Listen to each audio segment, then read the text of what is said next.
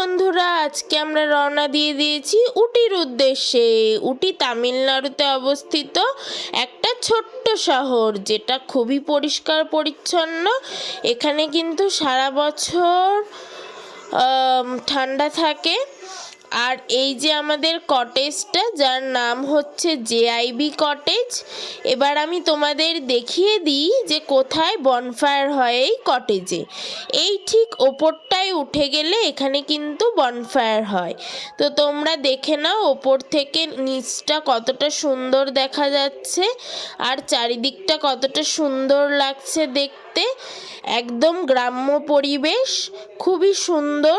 আকাশটা কিন্তু দারুণ লাগছিল বিকালের টাইমে, মানে আমরা বিকালের টাইমেই পৌঁছেছিলাম মহীশূর থেকে আসার সময়।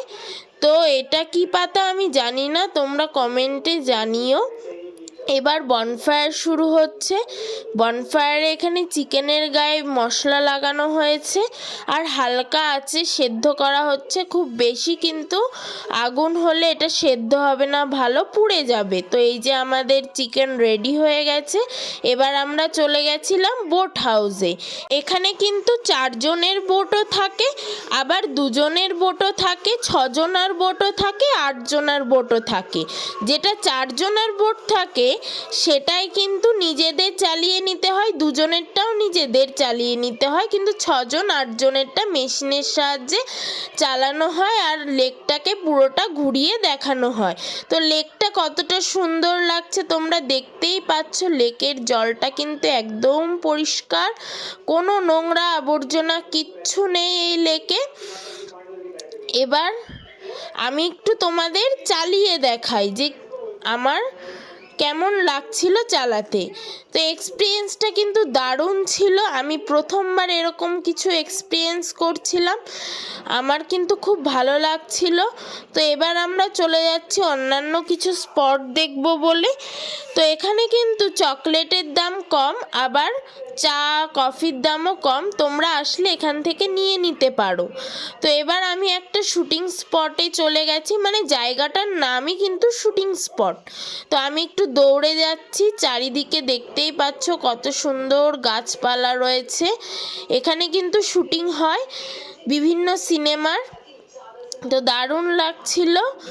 এবার আমি একটু দৌড়ে আসি। এবার আমি চলে এসেছিলাম পাকায়রা ওয়াটারফলসে। এই ওয়াটারফলসটা কিন্তু খুব সুন্দর দেখতে, দুটো পাহাড় এসে মিশেছে আর মাঝখানে ঝর্ণা।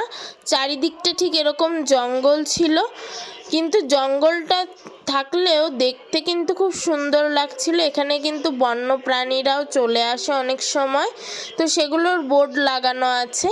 এবার আমি টুকটুক করে নিচে নেমে এই ওয়াটারফলসটা দেখছিলাম, খুব সুন্দর লাগছিল দেখতে।